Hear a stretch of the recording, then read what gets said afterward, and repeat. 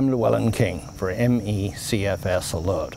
It is generally agreed in the community, especially among the caregivers and advocates, that we have to have our voice heard in Washington, that we have to have a way of persuading the Congress and the agencies of government that they must fund sustained long-term research into chronic fatigue syndrome, or as we prefer to call it, ME. They must recognize the suffering, the hurt, the damage, the loss of productivity, and the government's responsibility as the last line of defense and the first line of real research. It is no good putting in a few $1 million this year, a few million that year, then having a hiatus and then doing something else. You lose the talent, you lose the continuity, and you don't get the job done. The first step, of course, I think, is always to tell the Congress so that your own congressman understands the problem, understands the need, knows that $5 million, the last number I saw for what the National Institutes of Health spends on ME, is pathetically, pitiably little. So I've come to a great friend of mine, Sean O'Neill, who has spent a lifetime in public affairs and knows how the Congress works, but also how we should go about this. Sean, what is the very first thing you do, assuming there is very little money, you can't afford to go and hire $500,000 a year lobbyist? Find your friends and always follow protocol. The best thing you can do is understand how busy these people that are running our country are. The staffers are working 20 hours a day.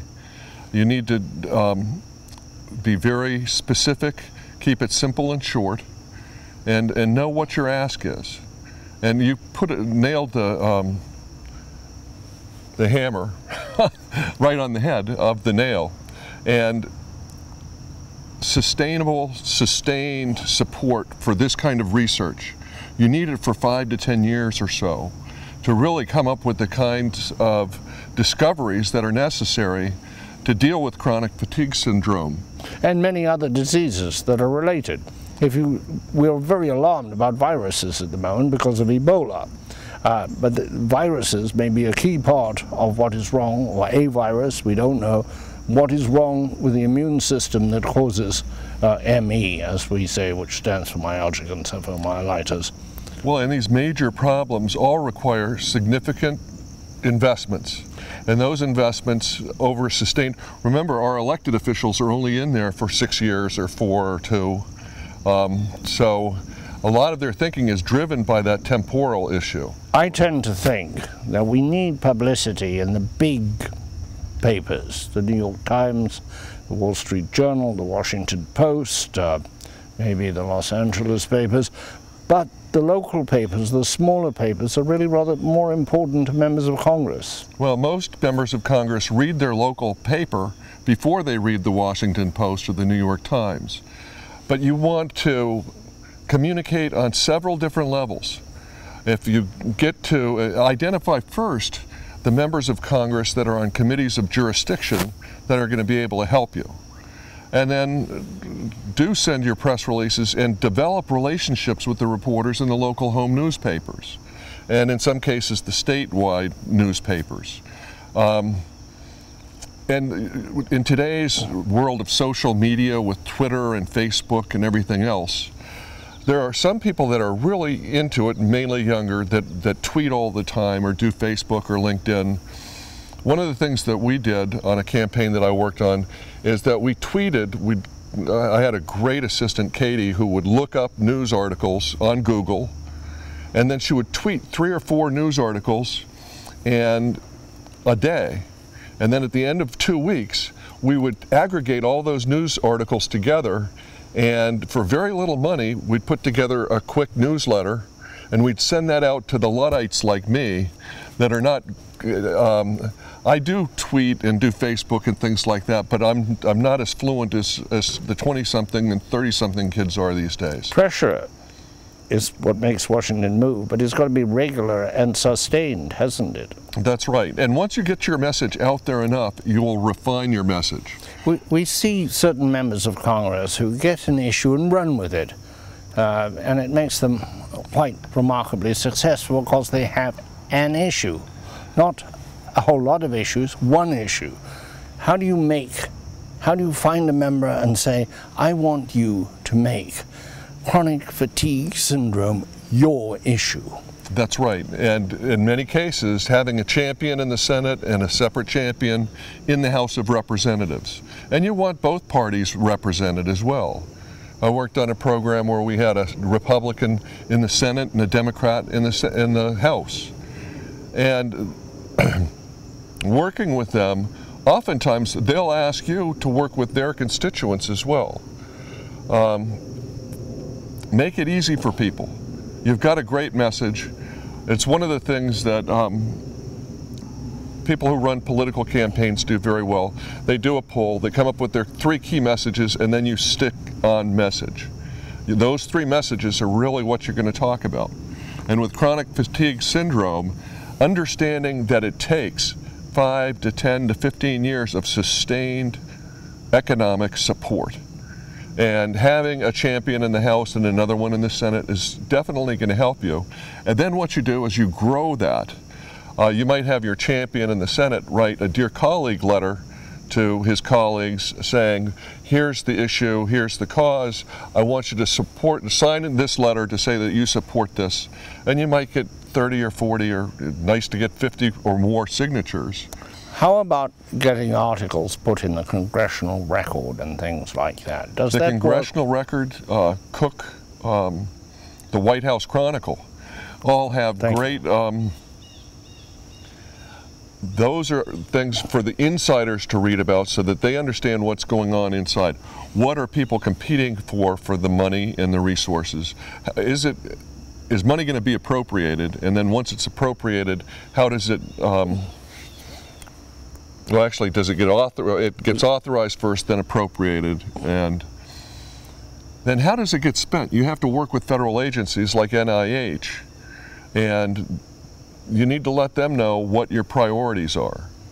And you do that using social media and having some of the big guns at the New York Times or the Washington Post or the Wall Street Journal write about your issue. They can be very persuasive. They've got credibility. And that credibility is essential because you're competing against a whole lot of other messages. You need to break through the clutter of messages with a good sound message, and the person who's the messenger is going to make a big difference in terms of how long it sticks. And will they end up benefiting from being the messenger, for being the advocate?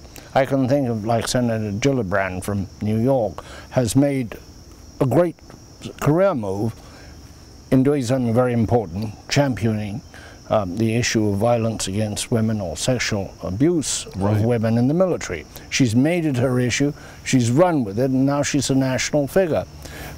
Don't we need to find somebody who will run with our issue and become a national figure as a consequence? Absolutely, and that's part of your argument with them, to make the case that this will help you in the long run because your constituents care about this. Now, polling is something that is done really poorly in some cases and very well in some cases. When a good poll is done that's not slanted towards the way that you want the outcome to be, when it's a really open, just simplified, and it's a poll that wants to get the results of what people are really thinking out there. Letting people, constituents within, say, a congressional district, you can pull the names of all the people that are giving money to a candidate, and you can find out what boards of directors they're on. And you can get on those boards and have your people get on those boards and make those relationships. I mean, it gets to be a very sophisticated way to get things done. They say, you know, public policy, making public policy is like making sausage. But what you need to do is stay focused enough on the good that you're providing and let the congressman or the senator, let them know. And also, I think gender is a factor these days. So getting their... More women suffer from this disease than men. That's right. We believe. And I think, quite frankly, more women suffer from most ills in our society these days than the men do. It's just the way that our society has evolved over time. Where do the charities fit in? Are they inspired by congressional action? You know, you have certain enormous funders, and we haven't seen them take part in this arena at all. But they played a critical role in malaria, the Gates Foundation with malaria, the March of Dimes with poliomyelitis years ago. How does this mesh with government funding? It's so intricate, and it depends on, it's the people business. And it's getting to know people, getting to know what drives them, what motivates them. That's why I mentioned getting people on the boards of directors of various causes. And we have cause-related marketing now too. So corporations are starting to put large sums of money into specific causes. And they'll take those on, and that will help build their brand. And it shows that, yes, they're a corporation, they're there to make money, but they also have compassion and empathy, and they're part of this community and our society. And having corporations get involved is very important. And once you get some of the larger corporations involved, some of the smaller companies that want to work with those large corporations will start to pick up your cause because they understand that the people that they want to do business. And it comes down to really simple basics. What's in it for me? And getting our champions to understand what's in it for them is absolutely critical. Sean O'Neill, wise words. Thank you so much. Thanks for having me on. That's this segment for today. We will triumph, and people like Sean will help us. Cheers.